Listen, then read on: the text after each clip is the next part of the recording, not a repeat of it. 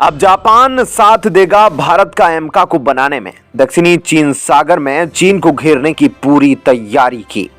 चीन के J-20 की उड़ जाएगी धज्जियां। आखिर क्यों है चीन हैरान परेशान? साउथ कोरिया भी उतर गया इस खेल में। दोस्तों, भारत की defence research and development organisation द्वारा बनाए जा रहे 5वीं जनरेशन के एयरक्राफ्ट एमका यानी कि एडवांस मीडियम कॉम्बैट एयरक्राफ्ट के बारे में तो आप सब जानते हैं। इस घातक 5वीं जनरेशन एयरक्राफ्ट के बारे में हम पहले भी कुछ वीडियोस में बता चुके हैं, परंतु अब खेल एकदम पलट चुका है। पिछले साल जब भारत ने डिफेंस एक्सपो में इस एयरक्राफ्ट को प्रदर्शित किया था, तब दुनिया भर में यह अनुमान लगाया जा रहा था कि भारत में इसका प्रदर्शन सिर्फ दिखावे के लिए किया जा रहा है और इसे बनाना भारत के बस की बात नहीं। लेकिन भारत ने इसकी डेवलपमेंट में तेजी से कदम बढ़ाए और आज यह अपनी एडवांस स्टेज में पहुंच चुका है।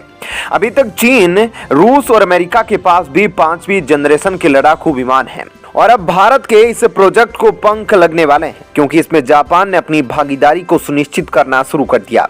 आखिर क्या है पूरा माजरा और क्यों जापान इतना इंटरेस्टेड है भारत के इस प्रोजेक्ट में, जानेंगे इस वीडियो में। दरअसल दक्षिणी चीन सागर में सभी देशों पर चीन अपना आधिपत्य जमाता रहा है और दक्षिणी कोरिया, जापान, वियतनाम, फिलीपींस आदि देशों में उसका विवाद चलता रहता है। जापान को मिलिट्री में अमेरिका की सुरक्षा मिली हुई है, परंतु अब जापान ने स्वयं इस तकनीक को विकसित करना शुरू कर दिया है। चीन, रूस और अमेरिका के बाद भारत ने जहां 5वीं जनरेशन के एयरक्राफ्ट को बनाने का निर्णय कर डाला और उस पर काम भी शुरू कर दिया है, तो वहीं जापान ने भी अपने 5वीं जनरेशन के एयरक्राफ्ट का प्रोटोटाइप 2024 में तैयार करने की धमकी दे डाली। चीन इससे सख्ते में आ चुका है। जापान ने यह भी कहा है कि वह 2028 तक इसकी पहली उड़ान भर देगा, पर अब भारत और जापान साथ में आकर इस प्रोजेक्ट को और ज्यादा जल्दी पूरा करना चाहते हैं। अगर यह प्रोजेक्ट समय रहते दोनों देशों ने पूरा कर लिया तो चीन को काउंटर करने का तरीका और फॉर्मूला दोनों देशों के हाथ लग जाएगा। सब कॉन्टिनेंट रीजन में चीन की दादागिरी को खत्म करने का समय आ चुका है। जापान जैसा तकनीक में उन्नत देश और भारत जैसे मिलिट्री पावर अगर एक साथ आएंगे तो निश्चित रूप से चीन की मुश्किलें बढ़ेगी। आखिर दोनों देशों के साथ आने से क्या फायदे होने वाले हैं, चलिए इसके बारे में जानते हैं। 5वीं जनरेशन के लड़ाकू विमानों में सबसे महत्वपूर्ण भाग उसका इंजन है। जितनी उन्नत इंजन की टेक्नोलॉजी होगी, उतना ही उन्नत लड़ाकू विमान होगा। भारत के डिफेंस एक्सपो में जो एमका की खासियत बताई गई है, उसके अनुसार उसे अमेरिकी 5वीं जनरेशन के लड़ाकू विमान F-35 से मीलों आगे माना जा रहा है। वहीं जापान ने अपने नए 5वीं जनरेशन के लड़ाकू विमान को FX नाम दिया है। इसे भारत के एमका का जुड़वा भाई माना जाता है और इसकी पुष्टि बहुत सारे डिफेंस एक्सपर्ट द्वारा की जा चुकी है। इंजन की टेक्नोलॉजी में जापान का कोई जवाब नहीं है। हालांकि भारत में लाइट कॉम्बैट एयरक्राफ्ट तेजस को डेवलप जरूर किया, परंतु उसमें इस्तेमाल होने वाला इंजन एक अमेरिकी कंपनी द्वारा बनाया जा रहा है। हालांकि इस विमान के निर्माण के लिए भी रोल्स रॉयस और GE जैसी कंपनियों ने इंटरेस्ट दिखाया, परंतु भारत यह चाहता है कि अपने इस नए विमान में आत्मनिर्भर भारत के जरिए वह भारत में ही बना हुआ उन्नत तकनीक का इंजन इस्तेमाल करे। इसलिए भारत ने निर्णय लिया है कि DRDO के साथ साथ कुछ प्राइवेट एजेंसियों को भी इसके निर्माण में शामिल किया जाएगा। यानी यह लड़ाकू विमान पब्लिक प्राइवेट पार्टनरशिप के एक ज्वाइंट वेंचर के जरिए बनाया जाने वाला है। यदि जापान और भारत इस प्रोजेक्ट के लिए मिल जाते हैं तो एक जबरदस्त इंजन से लेस 5वीं जनरेशन का विमान दुनिया के सामने पेश किया जा सकता है। इसके अतिरिक्त मैन्युफैक्चरिंग कैपेसिटी और डिजाइनिंग में भारत का कोई जवाब नहीं है।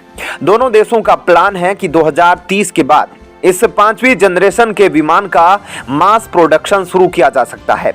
एमका की डिजाइन और डेवलपमेंट को दुनिया देख चुकी है और भारत की यह एक्सपर्टीज जापान के भी बहुत काम आने वाली है। इसलिए भारत के साथ साथ जापान भी इस प्रोजेक्ट में बहुत ज्यादा इंटरेस्टेड है।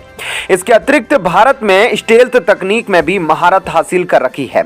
अगर यह स्टेल्थ तकनीक में भारत की एक्सपर्टीज को कंडीशन किया जाए तो जाहिर तौर पर यह चीन के J-20 की धज्जियां उड़ाकर रख देगा। हालांकि चीन का 5वीं जनरेशन का लड़ाकू विमान अभी भी अपनी काबिलियत को साबित नहीं कर पाया है और इसके पहले भी चीन ने कई बार अपने हथियारों को लेकर हुंकार भरी है। उसके सभी दावे हमेशा खोखले साबित हुए हैं। भारत और जापान के बीच यह डील भी मजबूत होती दिख रही है, क्योंकि पिछले साल ही दोनों देशों के बीच डिफेंस कॉरपोरेशन को लेकर एग्रीमेंट हो चुका है। इसके तहत दोनों देश एक दूसरे के हथियारों का निर्माण में अपना योगदान देने वाले हैं। गौरतलब है कि सिर्फ जापान ही नहीं, उसका एक और पड़ोसी देश दक्षिणी कोरिया भी 5वीं जनरेशन के विमान को विकसित करने में लग गया है। दक्षिणी कोरिया की टेक्नोलॉजी कहीं से भी कम नहीं है और इसलिए इस बात को नकारा नहीं जा सकता कि वह इस दौड़ में काफी आगे हो सकता है। सीधे शब्दों में समझा जाए तो 5वीं जनरेशन के लड़ाकू विमानों पर रूस के सुखोई 57, अमेरिका के F-35 और चीन के J-20 की मोनोपोली खत्म होने वाली है। भारत के एमका और जापान के एपेक्स के बनने के बाद ही एशिया में 2 नई एयर सुपर पावर्स देखने को मिलेगी। अब चीन इस पर क्या कदम उठाता है यह तो वक्त ही बताएगा, परंतु फिलहाल यह बात तय है कि जापान का भारत के साथ आना भारत के लिए बेहद अच्छी खबर है।